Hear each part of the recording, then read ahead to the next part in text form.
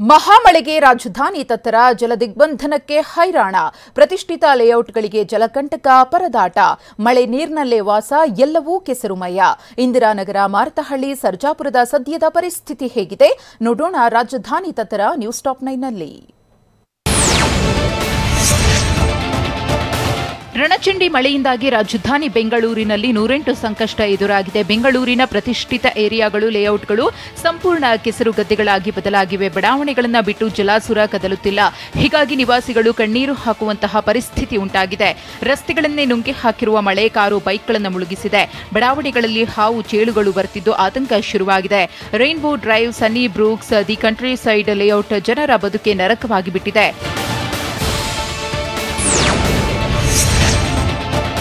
ಬೆಂಗಳೂರಿನ ರೈನ್ಬೋ ಲೇಔಟ್ನಲ್ಲಿ ಸಂಪೂರ್ಣ ಅಧ್ವಾನ ಆಗಿದೆ. ವರುಣನ ಅಬ್ಬರದಿಂದಾಗಿ ಬದುಕೆ ಮುರಾಬಟ್ಟೆಯಾಗಿದೆ. ರೈನ್ಬೋ ಡ್ರೈವ್ ಲೇಔಟ್ ಪಕ್ಕದ ವ್ಯಾಪಾರಿಗಳ ಬದುಕನ್ನೇ ಮಳೆರಾಯ ಕಸಿದಿದ್ದಾನೆ. ಅಂಗಡಿಗಳಿಗೂ ನೀರು ನುಗ್ಗಿದ್ದು 20 ಲಕ್ಷ ಮೌಲ್ಯದಷ್ಟು ಹಾನಿ ಸಂಭವಿಸಿದೆ. ಹೀಗಾಗಿ ಮಳೆಯ ಅವಾಂತರಕ್ಕೆ ಅಂಗಡಿಗಳ ಮಾಲೀಕರು ಕಂಗಾಲಾಗಿದ್ದಾರೆ. ರೈನ್ಬೋ ಡ್ರೈವ್ ಲೇಔಟ್ ಫುಲ್ ಕೆಸರು ತುಂಬಿಕೊಂಡಿದ್ದು ಡ್ರೈನೇಜ್ ನೀರಿನಿಂದ ವಾತಾವರಣ ಫುಲ್ ಕಲುಷಿತಗೊಂಡಿದೆ. ಕೊಳಚೆ ನೀರಿನಿಂದಾಗಿ ನಿವಾಸಿಗಳು ಕೂಡ ಹೈರಾಣಾಗಿದ್ದಾರೆ. ಮನೆಯ ಒಳಗೂ ಹೊರಗೂ ಕೊಳಚೆ ನೀರೇ ತುಂಬಿಕೊಂಡಿದೆ. ಹೀಗಾಗಿ ರೈನ್ಬೋ ಲೇಔಟ್ ಜನರಿಗೆ ಕಾಯಿಲೆಗಳ ಭೀತಿ ಶುರುವಾಗಿದೆ. ಮುಂಜಾಗ್ರತಾ ಕ್ರಮವಾಗಿ ಬಿಬಿಎಂಪಿಯಿಂದ ಏರಿಯಾದಲ್ಲಿ ಸೋಂಕು ನಿವಾರಕ ದ್ರಾವಣ ಸಿಂಪಡಣೆ ಮಾಡಲಾಯಿತು.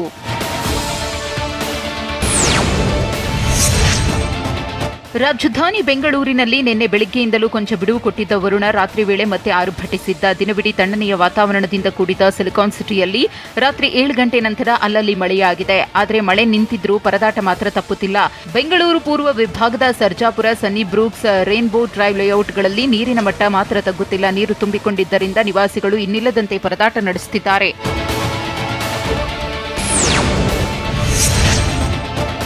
ಬೆಂಗಳೂರಿನಲ್ಲಿ ಭಾರೀ ಮಳೆಯಿಂದಾಗಿ ವಿಪ್ರೋ ಕಂಪನಿಯ ಕಾಂಪೌಂಡ್ ಕುಸಿದು ಅವಾಂತರವಾಗಿದೆ. ಕಾಂಪೌಂಡ್ ಕುಸಿದಿದ್ದರಿಂದಾಗಿ ಸರ್ಜಾಪುರ ರಸ್ತೆಯ ಗ್ರೀನ್ವುಡ್ ರಿಜೆನ್ಸಿ ಅಪಾರ್ಟ್ಮೆಂಟ್ ಜಲಾವೃತವಾಗಿದೆ. ನೆಲಮಹಡಿಯಲ್ಲಿದ್ದ 100ಕ್ಕೂ ಹೆಚ್ಚು ಕಾರುಗಳು ಮುಳುಗಡೆಯಾಗಿವೆ. ಕಳೆದ 3 ದಿನಗಳಿಂದ ಕುಡಿಯೋಕ್ಕೂ ಸಹ ನೀರು ಸಿಗದೆ ನಿವಾಸಿಗಳು ಪರದಾಟ ನಡೆಸಿದ್ರು. ಅಗ್ನಿಶಾಮಕ ಸಿಬ್ಬಂದಿಯಿಂದ ನೀರು ಹೊರಹಾಕೋ ಕಾರ್ಯ ನಿರಂತರವಾಗಿ ನಡೆದಿದೆ.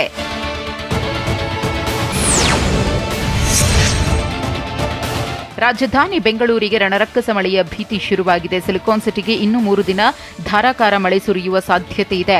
ಈಗಾಗಲೇ ಸುರಿದಿರೋ ಮಳೆಯಿಂದಾಗಿ ಜನರು ಸಂಕಷ್ಟಕ್ಕೆ ಸಿಲುಕಿದ್ದಾರೆ. ಇದರ ಮಧ್ಯೆ ಮತ್ತೆ 3 ದಿನ ಮಳೆಯಾಗಲಿದೆ ಅಂತ ವೆದರ್ ಡಿಪಾರ್ಟ್ಮೆಂಟ್ ಮುನ್ಸೂಚನೆ ಕೊಟ್ಟಿದೆ. ಇದರಿಂದಾಗಿ ಮತ್ತೇನು ಅನಾಹುತ ಆಗುತ್ತೋ ಅನ್ನೋ ಭೀತಿಯಲ್ಲಿ ಜನರಿದ್ದಾರೆ.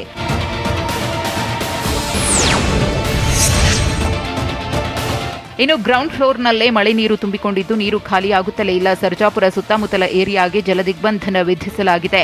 ಸನ್ನಿ ಬ್ರೂಕ್ಸ್ ಲೇಔಟ್, ರೈನ್ಬೋ ಲೇಔಟ್ನಲ್ಲಿ ನೀರಿನ ಪ್ರಮಾಣ ಕಡಿಮೆಯಾಗುತ್ತಿಲ್ಲ. ಕಳೆದ 4 ದಿನಗಳಿಂದಲೂ ಇದೇ ಪರಿಸ್ಥಿತಿ ನಿರ್ಮಾಣವಾಗಿದೆ. ಮತ್ತೊಂದೆಡೆ ನೀರಿನಲ್ಲೇ ತೇಲುತ್ತಿದ್ದ ವಾಹನಗಳ ರಿಪೇರಿ ಕೆಲಸಗಳು ನಡೆಯುತ್ತಿವೆ.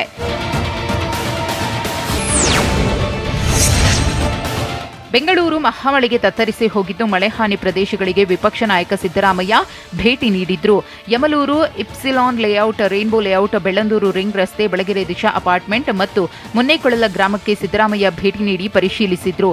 ಸಿದ್ದಾಪುರದಲ್ಲಿ ವಿದ್ಯುತ್ ಅವಘಡದಲ್ಲಿ ಸಾವನ್ನಪ್ಪಿರುವ ಯುವತಿ ಕುಟುಂಬಸ್ಥರಿಗೂ ಸಾಂತ್ವನ ಹೇಳಲಿದ್ದಾರೆ. ಯಮಲೂರಿನಲ್ಲಿ ಮಳೆ ಹಾನಿ ಪ್ರದೇಶವನ್ನ ಮಾಜಿ ಸಿಎಂ ಸಿದ್ದರಾಮಯ್ಯ ವೀಕ್ಷಣೆ ಮಾಡಿದ್ರು. ಎಪ್ಸಿಲಾನ್ ವಿಲ್ಲಾಗೆ ಭೇಟಿ ಕೊಟ್ಟು ಪರಿಶೀಲಿಸಿದ್ರು. ಐಷಾರಾಮಿ ಎಪ್ಸಿಲಾನ್ ವಿಲ್ಲಾಗೆ ನೀರು ನುಗ್ಗಿ ಅವಾಂತರವಾಗಿತ್ತು. ಆದರೆ ಎಪ್ಸಿಲಾನ್ ವಿಲ್ಲಾದಲ್ಲಿ ಇನ್ನೂ ನೀರು ಖಾಲಿಯಾಗಿಲ್ಲ. ನಿರಂತರವಾಗಿ ನೀರನ್ನು ಹೊರಹಾಕೋ ಕೆಲಸ ಮಾಡಲಾಗ್ತಿದೆ. ಹೀಗಾಗಿ ವಿಲ್ಲಾದೊಳಗೆ ಬೋಟ್ ಮೂಲಕವೇ ವಿಪಕ್ಷ ನಾಯಕ ಸಿದ್ದರಾಮಯ್ಯ ತೆರಳಬೇಕಾಯಿತು. ಪ್ರವಾಹಕ್ಕೆ ಸಿಲುಕಿದ್ದ ಅರ್ಚಕರ ಕುಟುಂಬದ ರಕ್ಷಣೆ. ರಾಯಚೂರಿನಲ್ಲಿ ನದಿಯಂತಾದ ಜಮೀನು, ಬೆಳೆನಾಶ. ಹುಬ್ಬಳ್ಳಿಯಲ್ಲಿ ಕೇಂದ್ರ ಅಧ್ಯಯನ ತಂಡದಿಂದ ಪರಿಶೀಲನೆ. ಇದೆಲ್ಲವನ್ನ ನೋಡೋಣ ಪ್ರವಾಹ ಪರದಾಟ ನ್ಯೂಸ್ ಟಾಪ್ 9ನಲ್ಲಿ. ಬೆಂಗಳೂರು ಹೊರವಲಯ ರಸ್ತೆಯಲ್ಲಿ ಮಳೆಯಿಂದ ಸಾಕಷ್ಟು ಹಾನಿ ಸಂಭವಿಸಿದೆ. ಹೀಗಾಗಿ ರಕ್ಷಣಾ ಕಾರ್ಯಾಚರಣೆ ಹೇಗೆ ನಡೀತಾ ಇದೆ ಅಂತ ಗೃಹ ಸಚಿವ ಆರ್ ಜ್ಞಾನೇಂದ್ರ ವೀಕ್ಷಣೆ ಮಾಡಿದ್ರು. ಯಮಲೂರು, ಎಪ್ಸಿಲನ್ ವಿಲ್ಲಾಗಳು, ಸರ್ಜಾಪುರ ರಸ್ತೆ, ದಿವ್ಯಶ್ರೀ ಅಪಾರ್ಟ್ಮೆಂಟ್, ರೈನ್ಬೋ ಎನ್ಕ್ಲೇವ್ ಸೇರಿದಂತೆ ಇತರೆ ಪ್ರದೇಶಗಳಿಗೆ ಭೇಟಿ ಕೊಟ್ಟು ಪರಿಶೀಲನೆ ನಡೆಸಿದರು.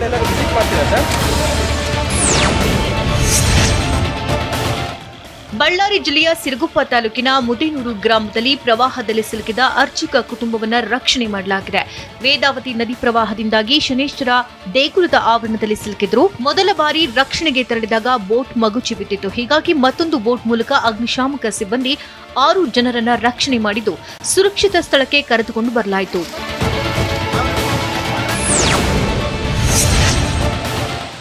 ರಾಯಚೂರು ತಾಲೂಕಿನ ಸುಲ್ತಾನಪುರದಲ್ಲಿ ನಿನ್ನೆ ಸುರಿದ ಧಾರಾಕಾರ ಮಳೆಗೆ ರೈತರು ಕಂಗಾಲಾಗಿದ್ದಾರೆ.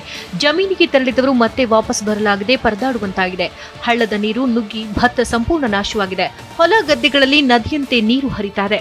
ನೀರಿನ ರಭಸಕ್ಕೆ ಹೊಲದಲ್ಲಿ ರೈತರು ಸಿಕ್ಕಾಕೊಂಡು ಪರದಾಡಿದ್ರು. ಕೈ ಹಿಡಿದುಕೊಂಡು ಜಲಾವೃತವಾದ ಜಮೀನು ದಾಟಿದ್ರು.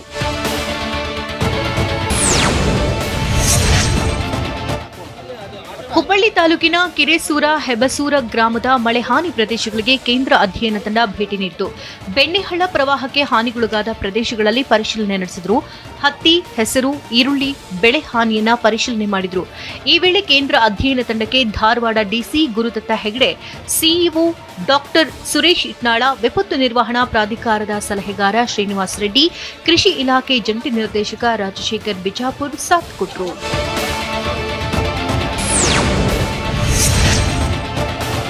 ಯಾದಗಿರಿ ಜಿಲ್ಲೆಯ ವಡಗೇರೆ ತಾಲೂಕಿನ ಕೊಂಕಲ್ ಶಾಲೆ ಆವರಣ ಸಂಪೂರ್ಣ ಕೆರೆಯಂತಾಗಿದೆ. ಧಾರಾಕಾರ ಮಳೆ ಸುರಿದ ಪರಿಣಾಮ ಶಾಲೆಗೆ ನೀರು ನುಗ್ಗಿದೆ. ಮಳೆ ನೀರಿನಿಂದಾಗಿ ಶಾಲೆಯ ಕೊಠಡಿಗೆ ಹೋಗುವುದಕ್ಕೆ ವಿದ್ಯಾರ್ಥಿಗಳು ಪರದಾಡುವಂತಾಗಿತ್ತು. ದುರಸ್ತಿಗೆ ಮನವಿ ಮಾಡಿದ್ರೂ ಅಧಿಕಾರಿಗಳು ಕ್ರಮ ಕೈಗೊಳ್ಳುತ್ತಿಲ್ಲ. ಹೀಗಂತ ಅಧಿಕಾರಿಗಳ ವಿರುದ್ಧ ವಿದ್ಯಾರ್ಥಿಗಳು ಹಾಗೂ ಪೋಷಕರು ಆಕ್ರೋಶ ಹೊರಹಾಕಿದ್ರು.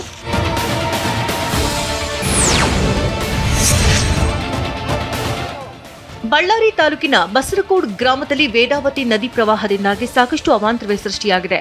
ವೇದಾವತಿ ನದಿಯಿಂದಾಗಿ 250 ಮನೆಗಳು ಜಲಾವೃತವಾಗಿದೆ.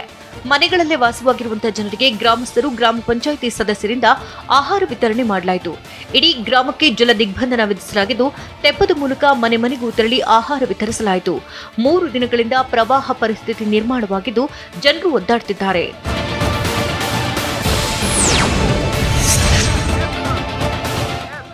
ಬಳ್ಳಾರಿ ತಾಲೂಕಿನ ಬಸರಕೋಡು ಗ್ರಾಮದಲ್ಲಿ ಪ್ರವಾಹ ಪರಿಸ್ಥಿತಿ ಹಿನ್ನೆಲೆಯಲ್ಲಿ ಜಿಲ್ಲಾಧಿಕಾರಿ ಪವನ್ ಕುಮಾರ್ ಮಾಲಪಾಟಿ, ತಹಶೀಲ್ದಾರ್ ವಿಶ್ವನಾಥ್ ಭೇಟಿ ನೀಡಿ ಪರಿಶೀಲನೆ ನಡೆಸಿದರು. ವೇದಾವತಿ ನದಿ ಪ್ರವಾಹದ ಬಗ್ಗೆ ಸ್ಥಳೀಯರಿಂದ ಮಾಹಿತಿ ಪಡೆದುಕೊಂಡರು. ಕಾಳಜಿ ಕೇಂದ್ರ ಸ್ಥಾಪನೆ ಮಾಡುವಂತೆ ಅಧಿಕಾರಿಗಳಿಗೆ ಜಿಲ್ಲಾಧಿಕಾರಿ ಸೂಚಿಸಿದರು. ಡಿಸಿ ಸೂಚನೆ ಮೇರೆಗೆ ಕಾಳಜಿ ಕೇಂದ್ರವನ್ನು ಆರಂಭಿಸಲಾಗಿದೆ.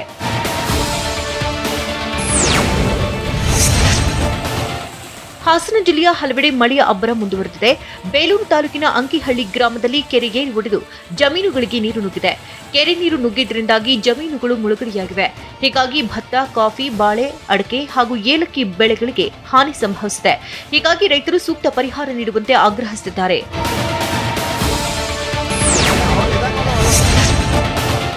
ರಾಯಚೂರಿನಲ್ಲಿ ಮಹಾಮಳೆಗೆ ಹಳ್ಳಕೊಳ್ಳಗಳು ತುಂಬಿ ಹರಿದಿದೆ. ಸೇತುವೆ ಮುಳುಗಡೆಯಾಗಿರುವಂತಹ ಹಿನ್ನೆಲೆಯಲ್ಲಿ ಟ್ರ್ಯಾಕ್ಟರ್ ಮೂಲಕ ವಿದ್ಯಾರ್ಥಿಗಳಿಗೆ ಸಹಾಯ ಮಾಡಲಾಯಿತು. ಮಸ್ಕಿ ತಾಲೂಕಿನ ಕೆ ಬಸಾಪುರ ಗ್ರಾಮದಲ್ಲಿ ಬಸಾಪುರ ಹಳ್ಳ ತುಂಬಿ ಹರಿತಾ ಇದ್ದು ಸೇತುವೆ ಮುಳುಗಿ ಸಂಪರ್ಕ ಕಟ್ಟಾಗಿದೆ. ಹೀಗಾಗಿ ಸ್ಥಳೀಯರು ಶಾಲಾ ಕಾಲೇಜು ವಿದ್ಯಾರ್ಥಿಗಳಿಗೆ ಟ್ರ್ಯಾಕ್ಟರ್ ಮೂಲಕ ಹಳ್ಳ ದಾಟಿಸುತ್ತಿರುವಂತಹ ದೃಶ್ಯ ಕಂಡುಬಂತು. ರಾಜ್ಯದಲ್ಲಿ ಮುಂದುವರೆದ ಮಳೆ ಅವಾಂತರ. ಹಾಸನದಲ್ಲಿ ಕೊಚ್ಚಿ ಹೋಗ್ತಾ ಇದ್ದ ಬೈಕ್ ಸವಾರನ ರಕ್ಷಣೆ, ಕಲಬುರಗಿಗೆ ಕೇಂದ್ರ ಅಧ್ಯಯನ ತಂಡದ ಭೇಟಿ, ಇದೆಲ್ಲವನ್ನ ನೋಡೋಣ ಜಲಸ್ಫೋಟ ನ್ಯೂಸ್ ಟಾಪ್ 9ನಲ್ಲಿ. ಹಾಸನ ಜಿಲ್ಲೆಯ ಅರಸೀಕೆರೆ ತಾಲೂಕಿನಲ್ಲಿ ವರುಣನ ಆರ್ಭಟ ಮುಂದುವರೆದಿದೆ. ಮಹಾಮಳೆಯಿಂದಾಗಿ ಬಂದೂರು ಗ್ರಾಮದ ಕೆರೆ ಕೋಡಿ ಬಿದ್ದಿದ್ದು ನೀರು ರಭಸವಾಗಿ ಹರಿತಾ ಇದೆ. ಕೋಡಿ ಬಿದ್ದಿರೋ ನೀರಿನಲ್ಲಿ ಸಿಲುಕಿ ಬೈಕ್ ಸವಾರರು ಪರದಾಟವನ್ನ ನಡೆಸಬೇಕಾಯಿತು. ಈ ವೇಳೆ ನೋಡ್ತಾ ಇದ್ದಂತೆ ಬೈಕ್ ಕೆರೆ ನೀರಿನಲ್ಲಿ ಕೊಚ್ಚಿಕೊಂಡು ಹೋಯಿತು. ಕೂಡಲೇ ಎಚ್ಚೆತ್ತುಕೊಂಡಂತಹ ಬೈಕ್ ಸವಾರ ಬೈಕ್ ಅನ್ನ ಬಿಟ್ಟು ಈಜಿಕೊಂಡು ದಡ ಸೇರಿ ಜೀವ ಉಳಿಸಿಕೊಂಡಿದ್ದಾನೆ. ಅದೃಷ್ಟವಶಾತ್ ಯಾವುದೇ ಅನಾಹುತ ಸಂಭವಿಸಿಲ್ಲ.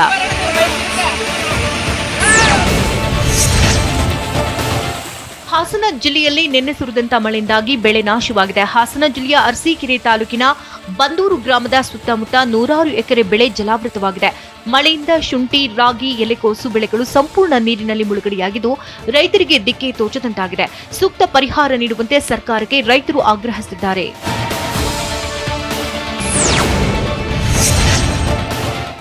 ಮೈಸೂರು ಜಿಲ್ಲೆಯ ನಂಜನಗೂಡು ತಾಲೂಕಿನ ಗ್ರಾಮದಲ್ಲಿ ಜನಜೀವನ ಅಸ್ತವ್ಯಸ್ತಗೊಂಡಿದೆ. ಭಾರೀ ಬಿರುಗಾಳಿ ಸಹಿತ ಮಳೆಯಿಂದಾಗಿ ಗರಡಿ ಮನೆ ಕುಸಿದು ಬಿದ್ದಿದೆ. ಹಲವು ದಿನಗಳಿಂದ ನಿರಂತರವಾಗಿ ಮಳೆ ಬರ್ತಾ ಇರೋದ್ರಿಂದಾಗಿ ಗರಡಿ ಮನೆ ಶಿಥಿಲಗೊಂಡಿತು. ನಿನ್ನೆ ಬಿರುಗಾಳಿ ಸಹಿತ ಮಳೆ ಸುರಿದಿದ್ದರಿಂದ ಗರಡಿ ಮನೆ ಕುಸಿದು ಬಿದ್ದಿದೆ. ಹೀಗಾಗಿ ಗರಡಿ ಮನೆ ಪುನರ್ ನಿರ್ಮಾಣಕ್ಕೆ ತಾಲೂಕು ಆಡಳಿತಕ್ಕೆ ಪೈಲ್ವಾನರು ಆಗ್ರಹಿಸಿದ್ದಾರೆ.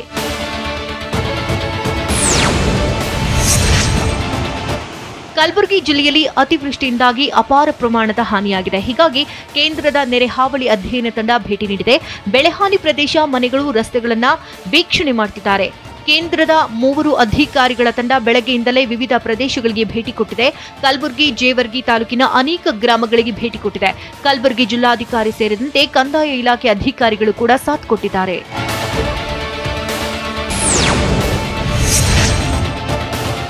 ತುಮಕೂರು ಜಿಲ್ಲೆಯಲ್ಲಿ ಭಾರೀ ಮಳೆಗೆ ಕೆರೆಗಳು ತುಂಬಿವೆ. ಹುಳಿಯಾರು ಕೆರೆ ತುಂಬಿ ಮನೆಗಳಿಗೆ ನೀರು ನುಗ್ಗೋ ಭೀತಿ ಶುರುವಾಗಿದೆ. ತುಮಕೂರು ಜಿಲ್ಲೆಯ ಚಿಕ್ಕನಾಯಕನಹಳ್ಳಿ ಕೆರೆಯಲ್ಲಿ ದಿನದಿಂದ ದಿನಕ್ಕೆ ನೀರಿನ ಪ್ರಮಾಣ ಹೆಚ್ಚಾಗ್ತಾ ಇದೆ. ಹೀಗಾಗಿ ಆತಂಕ ಶುರುವಾಗಿದ್ದು ಮನೆಗಳನ್ನ ಖಾಲಿ ಮಾಡುವಂತೆ ಪಟ್ಟಣ ಪಂಚಾಯಿತಿ ಸೂಚನೆ ಕೊಟ್ಟಿದೆ. ಆದ್ರಿಂದ ಮನೆಗಳನ್ನ ಖಾಲಿ ಮಾಡಿ ಎಲ್ಲಿಗೆ ಹೋಗುವುದು ಅಂತ ಆತಂಕ ಮನೆ ಮಾಡಿದೆ. ಹುಳಿಯಾರು ಪಟ್ಟಣ ಪಂಚಾಯಿತಿ ಮುಂದೆ ನಿವಾಸಿಗಳು ಜಮಾಯಿಸಿ ಪರ್ಯಾಯ ವ್ಯವಸ್ಥೆ ಕಲ್ಪಿಸುವಂತೆ ನಿವಾಸಿಗಳು ಒತ್ತಾಯಿಸಿದರು.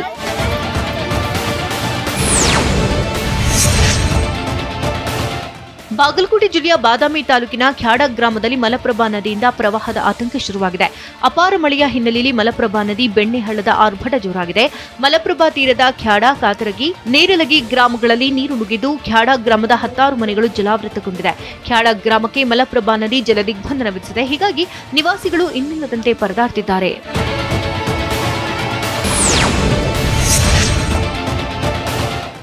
ಬಾಗಲಕೋಟೆ ಜಿಲ್ಲೆಯ ಬಾದಾಮಿ ತಾಲೂಕಿನ ಖ್ಯಾಡ ಗ್ರಾಮದಲ್ಲಿ ನೀರು ನುಗ್ಗಿರುವಂತಹ ಹಿನ್ನೆಲೆಯಲ್ಲಿ ಬಹುತೇಕರು ಬೇರೆ ಬೇರೆ ಸ್ಥಳಗಳಿಗೆ ಸ್ಥಳಾಂತರಗೊಂಡಿದ್ದಾರೆ. ಗ್ರಾಮದ ಬೀದಿ ಬೀದಿಯಲ್ಲೂ ನೀರೇ ತುಂಬಿಕೊಂಡಿದೆ. 2007, 2009ರಲ್ಲಿ ಪ್ರವಾಹಕ್ಕೆ ಸಿಲುಕಿ ಗ್ರಾಮವನ್ನು ಸ್ಥಳಾಂತರ ಮಾಡಲಾಗಿತ್ತು. ರೈತರು ವಾಸಿಸುವುದಕ್ಕೆ ಯೋಗ್ಯವಲ್ಲದ ಚಿಕ್ಕ ಮನೆಗಳನ್ನು ನೀಡಿರುವಂತಹ ಹಿನ್ನೆಲೆಯಲ್ಲಿ ಇಂದಿಗೂ ಮೊದಲಿನ ಮನೆಗಳಲ್ಲೇ ವಾಸಿಸುತ್ತಿದ್ದಾರೆ. ಪ್ರತಿ ಬಾರಿಯೂ ಮಳೆ ಬಂದಾಗ ಮಲಪ್ರಭಾ ನದಿ ನೀರು ಹೆಚ್ಚಾಗಿ ಗ್ರಾಮ ಜಲಾವೃತಗೊಳ್ತಾ ಇದೆ. ನೀರಲ್ಲೇ ಮಕ್ಕಳನ್ನ ಹೆಗಲ ಮೇಲೆ ಕೂರಿಸಿಕೊಂಡು ಪೋಷಕರು ಸಂಚರಿಸುವಂತಹ ಪರಿಸ್ಥಿತಿ ನಿರ್ಮಾಣವಾಗಿದೆ.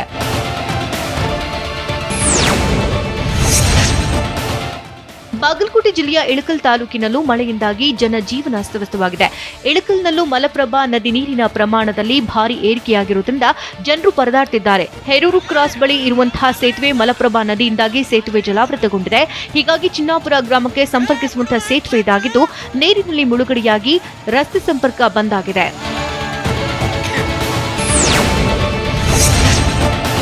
ಕೇರಳದ ವಯನಾಡಿನಲ್ಲಿ ಮಳೆ ಪ್ರಮಾಣ ಹೆಚ್ಚಾಗಿದೆ. ಹೀಗಾಗಿ ಕಬಿನಿ ಜಲಾಶಯದ ಒಳಹರಿವು ಕೂಡ ಜಾಸ್ತಿಯಾಗಿದ್ದು ಇಂದಿನ ಒಳಹರಿವು 15,177 ಕ್ಯೂಸೆಕ್ ಇದ್ದು ಹೊರಹರಿವು 14,675 ಕ್ಯೂಸೆಕ್ ಇದೆ. ಮೈಸೂರು ಜಿಲ್ಲೆಯ ಹೆಚ್ಡಿಕೋಟೆ ತಾಲೂಕಿನ ಬೀಚನಹಳ್ಳಿ ಗ್ರಾಮದ ಕಬಿನಿ ಜಲಾಶಯದ ಇಂದಿನ ನೀರಿನ ಮಟ್ಟ 83.58 ಅಡಿ ಇದೆ. 10.85 ಮಿಲಿಮೀಟರ್ ಮಳೆ ದಾಖಲಾಗಿದೆ. ಜಿಲ್ಲೆಗಳಲ್ಲೂ ಅವಾಂತರಗಳ ಸುರಿಮಳೆ. ಗರ್ಭಿಣಿಯ ಜೀವ ಉಳಿಸಿದ ಆಂಬ್ಯುಲೆನ್ಸ್ ಸಿಬ್ಬಂದಿ. ಚಿತ್ರದುರ್ಗ, ದಾವಣಗೆರೆಯಲ್ಲೂ ರೈತರ ಪರದಾಟ. ಇದೆಲ್ಲವನ್ನ ನೋಡೋಣ ಮಳೆ ರಗಳೆ ನ್ಯೂಸ್ ಟಾಪ್ 9ನಲ್ಲಿ. ರಾಯಚೂರು ಜಿಲ್ಲೆಯ ಮಸ್ಕಿ ತಾಲೂಕಿನ ವೆಂಕಟಪುರ ಗ್ರಾಮದಲ್ಲಿ ಪ್ರವಾಹದ ಮಧ್ಯೆ ಆಂಬ್ಯುಲೆನ್ಸ್ ಸಿಬ್ಬಂದಿ ಗರ್ಭಿಣಿಯ ಪ್ರಾಣವನ್ನ ಕಾಪಾಡಿದ್ದಾರೆ. ಗರ್ಭಿಣಿಗೆ ತುರ್ತು ಚಿಕಿತ್ಸೆಯ ಮಾಹಿತಿ ಸಿಕ್ಕಿತ್ತು. ಹೀಗಾಗಿ ಜಲಾವೃತಗೊಂಡಿದ್ದಂತಹ ಸೇತುವೆಯಲ್ಲೇ ಸಾಹಸ ಮಾಡಿ ಆಂಬ್ಯುಲೆನ್ಸ್ ಚಾಲನೆ ಮಾಡಿ ಆಸ್ಪತ್ರೆಗೆ ಕರೆದೊಯ್ಯಲಾಯಿತು. ಮಾರಲದಿನ್ನಿ ಕಾಲುವೆ ಸಂಪೂರ್ಣ ಭರ್ತಿಯಾಗಿ ಸೇತುವೆ ಮುಳುಗಡೆಯಾಗಿತ್ತು.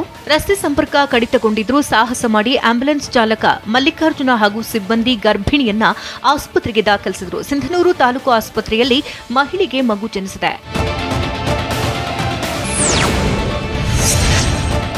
ದಾವಣಗೆರೆ ತಾಲೂಕಿನ ಹೆಬ್ಬಾಳಕೆರೆ 4 ದಶಕಗಳ ಬಳಿಕ ಭರ್ತಿಯಾಗಿದೆ. ಹೀಗಾಗಿ ಗ್ರಾಮದಲ್ಲಿ ಸಂಭ್ರಮ ಮನೆ ಮಾಡಿದೆ. ಹೆಬ್ಬಾಳಕೆರೆ ತುಂಬಿ ಹರಿದು ಕೋಡಿ ಬಿದ್ದಿದೆ. ಆದರೂ ಯುವಕರು ಅಪಾಯವನ್ನ ಲೆಕ್ಕಿಸದೆ ಹುಚ್ಚಾಟ ಆಡುತ್ತಿರುವಂತಹ ದೃಶ್ಯಗಳು ಕೂಡ ಕಂಡುಬಂತು. ಕೋಡಿ ನೀರು ಹರಿದು ಹೋಗುವಂತಹ ಪೈಪ್ನಲ್ಲಿ ಯುವಕರು ಆಟವಾಡ್ತಾ ಆ ಕಡೆಯಿಂದ ಈ ಕಡೆಗೆ ಪಾರಾಗ್ತಿದ್ದಾರೆ. ಸ್ವಲ್ಪ ಯಾಮಾರಿದ್ರೂ ಜೀವಕ್ಕೆ ಅಪಾಯವಿದೆ. ಆದರೂ ಯುವಕರು ದುಸ್ಸಾಹಸ ಮಾಡ್ತಾ ಆಟವಾಡ್ತಿದ್ದಾರೆ. ದಾವಣಗೆರೆಯ ಹೆಬ್ಬಾಳಕೆರೆ ಕೋಡಿ ಬಿದ್ದಿರುವಂತಹ ಹಿನ್ನೆಲೆಯಲ್ಲಿ ಗ್ರಾಮದ ವಿರಕ್ತ ಮಠದ ಮಹಾಂತ ರುದ್ರಸ್ವಾಮೀಜಿಗಳ ಜೊತೆ ಬಂದು ಕೆರೆಗೆ ಬಾಗಿನ ಅರ್ಪಿಸಿದ್ರು. ಇದಷ್ಟೆಲ್ಲ ಕೆರೆಯ ಹತ್ತಿರದ ಬೋರ್ವೆಲ್ನಲ್ಲಿ ನೀರು ಉಕ್ಕಿ ಬರುತ್ತದೆ. ಹೆಬ್ಬಾಳಕೆರೆ ಅಂಗಳದ ಸುತ್ತಮುತ್ತ ಇರುವಂತಹ ಜಮೀನಿನಲ್ಲಿ ಬೋರ್ವೆಲ್ಗಳಲ್ಲಿ ನೀರು ಚಿಮ್ತಾ ಇರುವಂತಹ ದೃಶ್ಯ ಕಂಡು ಬರ್ತಿದೆ. ಇದನ್ನು ನೋಡುವುದಕ್ಕೆ ಜನರು ಆಗಮಿಸುತ್ತಿದ್ದಾರೆ.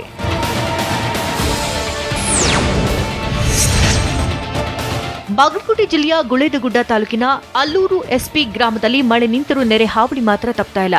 ಹಳದೂರ ಗ್ರಾಮ ಪಂಚಾಯಿತಿ ವ್ಯಾಪ್ತಿಯಲ್ಲಿ ಬರುವಂತಹ ಅಲ್ಲೂರ ಎಸ್ಪಿ ಗ್ರಾಮದಲ್ಲಿ ಜಮೀನುಗಳಿಗೆ ನೀರು ನುಗ್ಗಿದ್ದು ಅಪಾರ ಪ್ರಮಾಣದ ಬೆಳೆ ನಾಶವಾಗಿದೆ. ಹೀಗಾಗಿ ರೈತರು ಸಂಕಷ್ಟಕ್ಕೆ ಸಿಲುಕಿದ್ದಾರೆ. ಸೂರ್ಯಕಾಂತಿ, ಸಜ್ಜೆ, ಈರುಳ್ಳಿ ಸೇರಿದಂತೆ ಇನ್ನಿತರ ಬೆಳೆಗಳು ನಾಶವಾಗಿದೆ. ನಾಶವಾಗಿರುವಂತಹ ಈರುಳ್ಳಿಯನ್ನ ಕೈಯಲ್ಲಿ ಹಿಡಿದು ರೈತರು ಕಣ್ಣೀರು ಹಾಕ್ತಿದ್ದಾರೆ. ಶೀಘ್ರವೇ ಪರಿಹಾರ ನೀಡಬೇಕು ಅಂತ ಅನ್ನದಾತರು ಆಗ್ರಹಿಸುತ್ತಿದ್ದಾರೆ.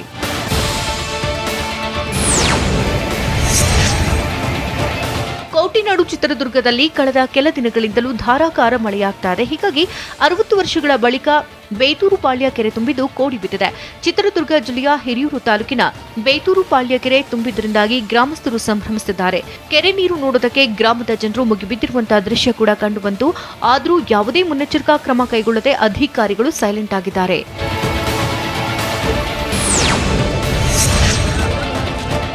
ಇನ್ನು ದಾವಣಗೆರೆ ತಾಲೂಕಿನ ಅಣಜಿ ಗ್ರಾಮದ ಐತಿಹಾಸಿಕ ಕೆರೆಯು ಕೋಡಿ ಬಿದ್ದಿದೆ. ಸಾವಿರಾರು ಎಕರೆ ಪ್ರದೇಶದಲ್ಲಿ ಕೆರೆ ಹರಡಿಕೊಂಡಿದ್ದು ಕಳೆದ 10 ದಿನಗಳಿಂದ ಸುರಿದಂತ ಮಳೆಯಿಂದಾಗಿ ಕೆರೆ ತುಂಬಿದೆ. ಕೆಲ ದಶಕಗಳ ಬಳಿಕ ಕೆರೆ ಕೋಡಿ ಬಿದ್ದಿದ್ದರಿಂದಾಗಿ ನೋಡೋದಕ್ಕೆ ಜನಸಾಗರವೇ ಸೇರಿತ್ತು. ಮಳೆಯಿಂದಾಗಿ ಹಳ್ಳಕೊಳ್ಳಗಳು ಭರ್ತಿಯಾಗಿ ಹರಿತಾ ಇದೆ. ಸುತ್ತಮುತ್ತಲ ಗ್ರಾಮಸ್ಥರಲ್ಲಿ ಸಂತಸ ಮನೆ ಮಾಡಿದ್ದು ಕೆರೆ ವೀಕ್ಷಿಸುವುದಕ್ಕೆ ಬರ್ತಿದ್ದಾರೆ. ಮತ್ತೊಂದೆಡೆ ಕೆರೆಯಿಂದ ನೀರು ನುಗ್ಗುವಂತಹ ಆತಂಕವೂ ಶುರುವಾಗಿದೆ.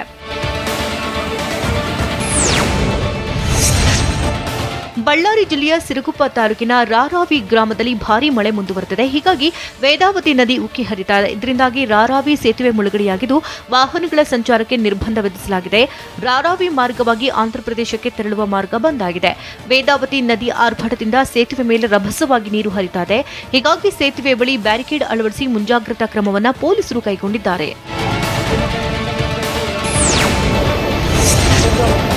ಚಿತ್ರದುರ್ಗ ಜಿಲ್ಲೆಯ ಹಿರಿಯೂರು ತಾಲೂಕಿನ ವಾಣಿವಿಲಾಸ ಸಾಗರ ಜಲಾಶಯ ಭರ್ತಿಯಾಗಿದೆ. ಕಳೆದೊಂದು ವಾರದಿಂದ ಡ್ಯಾಂ ಭರ್ತಿಯಾಗಿ ನೀರು ಹರಿತಾ ಇದೆ. 88 ವರ್ಷಗಳ ಬಳಿಕ ವಾಣಿವಿಲಾಸ ಸಾಗರ ಡ್ಯಾಂ ತುಂಬಿದೆ. ಹಲವು ದಿನಗಳಿಂದ ಧಾರಾಕಾರ ಮಳೆ ಸುರಿದಿದ್ದರಿಂದಾಗಿ 1 ವಾರದಿಂದ ಡ್ಯಾಂ ಕೋಡಿ ಬಿದ್ದಿದೆ. ಡ್ಯಾಂ ಕೋಡಿ ಬಿದ್ದಿರುವುದನ್ನು ನೋಡೋದಕ್ಕೆ ಜನರು ಆಗಮಿಸುತ್ತಿದ್ದಾರೆ. ಮಳೆಗೆ ರೈಲ್ವೆ ಅಂಡರ್ ಬ್ರಿಡ್ಜ್ ಮುಳುಗಿ ಪರದಾಟ. ಚಿತ್ರದುರ್ಗದಲ್ಲಿ ಮನೆಗಳಿಗೆ ನುಗ್ಗಿದ ನೀರು, ಮನೆ ಮೇಲ್ಛಾವಣಿ ಕುಸಿತ, ದಂಪತಿ ಬಚಾವ್. ಗುಡ್ಡದಲ್ಲಿ ಸಿಲುಕಿದ 22 ಕುರಿಗಾಹಿಗಳ ಕುಟುಂಬ. ಇದೆಲ್ಲವನ್ನ ನೋಡೋಣ ವರುಣ ಆಘಾತ ನ್ಯೂಸ್ ಟಾಪ್ 9ನಲ್ಲಿ.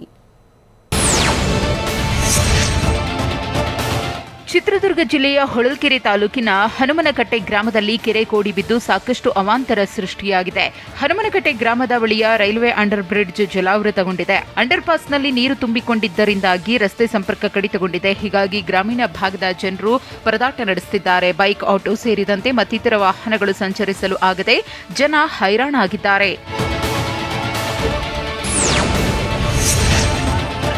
ಚಿತ್ರದುರ್ಗ ಜಿಲ್ಲೆಯ ಚಳ್ಳಕೆರೆ ತಾಲೂಕಿನ ಟಿಎನ್ ಕೋಟೆ ಗ್ರಾಮದಲ್ಲೂ ಕೆರೆ ತುಂಬಿ ಹರಿಯುತ್ತಿದೆ. ಕೆರೆ ಕೋಡಿ ಬಿದ್ದ ಪರಿಣಾಮ ಗ್ರಾಮಕ್ಕೆ ನೀರು ನುಗ್ಗಿದೆ. ಟಿಎನ್ ಕೋಟೆ ಗ್ರಾಮದ ಹಲವು ಮನೆಗಳಿಗೆ ಜಲಾಸುರ ದಾಳಿ ಮಾಡಿದ್ದು ನಿವಾಸಿಗಳು ಪರದಾಡುವಂತಾಗಿದೆ. ಮನೆಗಳಿಗೆ ನುಗ್ಗಿರೋ ನೀರನ್ನ ಹೊರ ಹಾಕೋಕೆ ಹರಸಾಹಸ ಪಟ್ಟರು. ಅಷ್ಟೇ ಅಲ್ಲ, ಕೆಲವರು ಮನೆಗಳನ್ನು ತೊರೆದು ಬೇರೆ ಕಡೆಗೆ ಶಿಫ್ಟ್ ಆಗ್ತಿದ್ದಾರೆ. ಕೋಟೆನಾಡು ಚಿತ್ರದುರ್ಗದಲ್ಲಿ ನಿರಂತರ ಜಡಿಮಳೆ ಹಿನ್ನೆಲೆಯಲ್ಲಿ ಆಯಿತೋಳು ಗ್ರಾಮದಲ್ಲಿ ಮನೆಯ ಮೇಲ್ಛಾವಣಿ ಕುಸಿದು ಬಿದ್ದಿದೆ. ಮನೆಯಲ್ಲಿದ್ದ ಶಿವಣ್ಣ ಅನ್ನೋರಿಗೆ ಸಣ್ಣಪುಟ್ಟ ಗಾಯಗಳಾಗಿದೆ. ಆದರೆ ಅದೃಷ್ಟವಶಾತ್ ಶಿವಣ್ಣ ಹಾಗೂ ಜ್ಯೋತಿ ದಂಪತಿ ಪ್ರಾಣಾಪಾಯದಿಂದ ಪಾರಾಗಿದ್ದಾರೆ. ಕಳೆದ ಹಲವು ದಿನಗಳಿಂದ ನಿರಂತರ ಮಳೆ ಸುರಿತಾ ಇರುವುದರಿಂದ ಜನಜೀವನ ಅಸ್ತವ್ಯಸ್ತಗೊಂಡಿದೆ. ಕೆಲವೆಡೆ ಅನಾಹುತಗಳ ಸರಣಿ ಮುಂದುವರೆದಿದೆ. ಮೇಲ್ಛಾವಣಿ ಕುಸಿದ ಪರಿಣಾಮ ಕುಟುಂಬ ಬೀದಿಗೆ ಬಂದಿದೆ.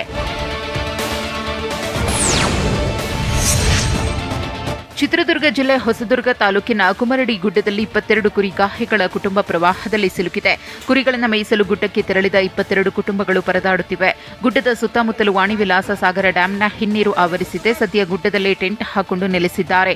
1000ಕ್ಕೂ ಹೆಚ್ಚು ಕುರಿಗಳು ಇರುವುದರಿಂದ ಬರುವುದಕ್ಕೆ ಹಿಂದೇಟು ಹಾಕ್ತಿದ್ದಾರೆ. ತೆಪ್ಪದಲ್ಲಿ ತೆರಳಿ ಸಂಬಂಧಿಕರು ಆಹಾರದ ಸಾಮಗ್ರಿಗಳನ್ನು ನೀಡಿದ್ದಾರೆ. ಘಟನಾ ಸ್ಥಳಕ್ಕೆ ಹೊಸದುರ್ಗ ತಹಶೀಲ್ದಾರ್ ಮಲ್ಲಿಕಾರ್ಜುನ್ ಭೇಟಿ ನೀಡಿ ಪರಿಶೀಲನೆ ನಡೆಸಿದರು.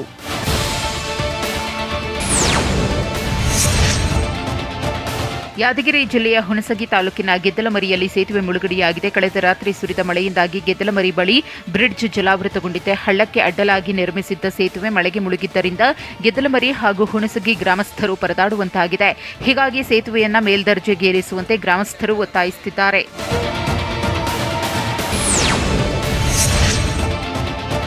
ರಾಯಚೂರು ಜಿಲ್ಲೆಯಲ್ಲಿ ತುಂಗಭದ್ರಾ ನದಿ ಉಕ್ಕಿ ಹರಿಯುತ್ತಿದೆ.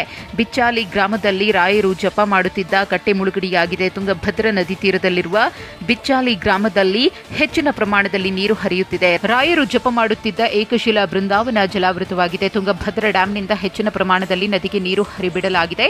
ಹೀಗಾಗಿ ಏಕಶಿಲಾ ಬೃಂದಾವನ ಹಾಗೂ ಇದೇ ದೇವಸ್ಥಾನದ ಶಿವಲಿಂಗವು ಜಲಾವೃತಗೊಂಡಿದೆ.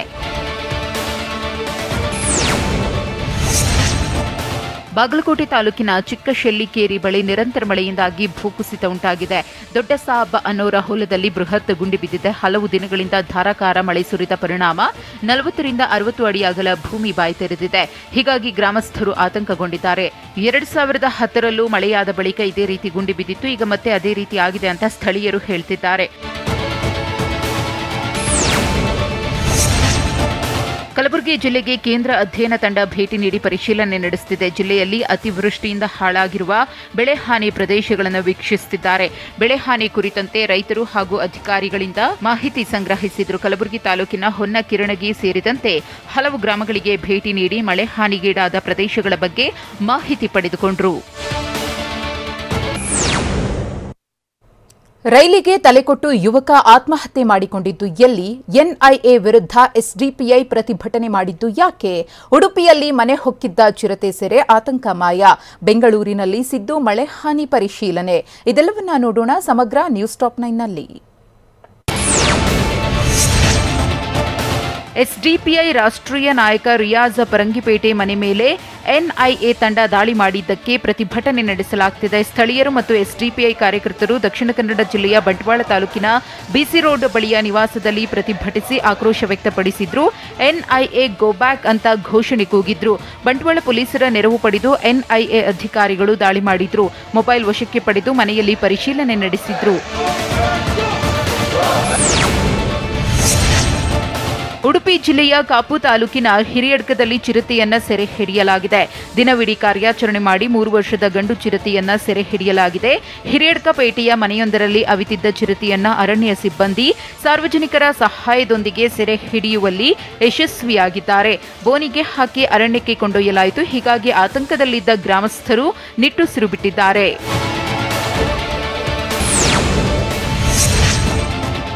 ಕೊಡಗು ಜಿಲ್ಲೆಯಲ್ಲಿ ಶಾಲಾ ಬಸ್ಗಳ ಮಧ್ಯೆ ಅಪಘಾತ ಸಂಭವಿಸಿದೆ. ಮಡಿಕೇರಿ ತಾಲೂಕಿನ ನಾಪೋಕ್ಲು ಗ್ರಾಮದಲ್ಲಿ ಘಟನೆ ನಡೆದಿದ್ದು, ಬಸ್ಗಳಲ್ಲಿದ್ದ ಮಕ್ಕಳಿಗೆ ಸಣ್ಣಪುಟ್ಟ ಗಾಯಗಳಾಗಿವೆ.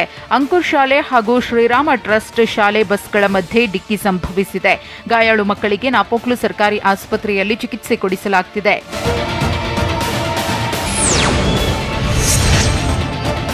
ಅನಿವಾರ್ಯ ಕಾರಣದಿಂದ ಜನಸ್ಪಂದನ ಮುಂದೂಡಿಕೆ ಮಾಡಲಾಯಿತು ಅಂತ ಬೆಂಗಳೂರಿನಲ್ಲಿ ಸಚಿವ ಸುಧಾಕರ್ ಹೇಳಿದ್ದಾರೆ. ಜುಲೈ 28ರಂದು ನಮ್ಮ ಕಾರ್ಯಕರ್ತನ ಕೊಲೆಯಾಯಿತು. ಸೆಪ್ಟೆಂಬರ್ 6ರಂದು ಉಮೇಶ್ ಕತ್ತಿ ನಿಧನರಾದರು. ಶೋಕದ ಕ್ಷಣದಲ್ಲಿ ಕಾರ್ಯಕ್ರಮ ಮಾಡೋದು ಸರಿಯಲ್ಲ.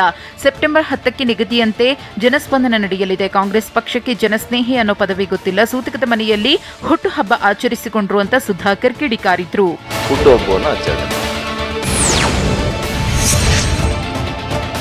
ದೆಹಲಿಯ ರಾಷ್ಟ್ರಪತಿ ಭವನದಿಂದ ಇಂಡಿಯಾ ಗೇಟ್ಗೆ ಸಂಪರ್ಕ ಕಲ್ಪಿಸುವ ಐತಿಹಾಸಿಕ ರಾಜ್ಪಥ್ ಇಂದಿನಿಂದ ಕರ್ತವ್ಯ ಪಥ್ ಆಗಿ ಬದಲಾಗಲಿದೆ. ಈ ಐತಿಹಾಸಿಕ ರಾಜ್ಪಥ್ಗೆ ಕರ್ತವ್ಯ ಪಥ್ ಎಂದು ಮರುನಾಮಕರಣ ಮಾಡಲಾಗಿದ್ದು, ಇಂದು ಸಂಜೆ ಪ್ರಧಾನಿ ನರೇಂದ್ರ ಮೋದಿ ಉದ್ಘಾಟಿಸಲಿದ್ದಾರೆ. ನಿನ್ನೆ ನಡೆದ ದೆಹಲಿ ಪಾಲಿಕೆ ಸಾಮಾನ್ಯ ಸಭೆಯಲ್ಲಿ ಮರುನಾಮಕರಣದ ಪ್ರಸ್ತಾವನೆಯನ್ನು ಅಂಗೀಕರಿಸಲಾಗಿದೆ.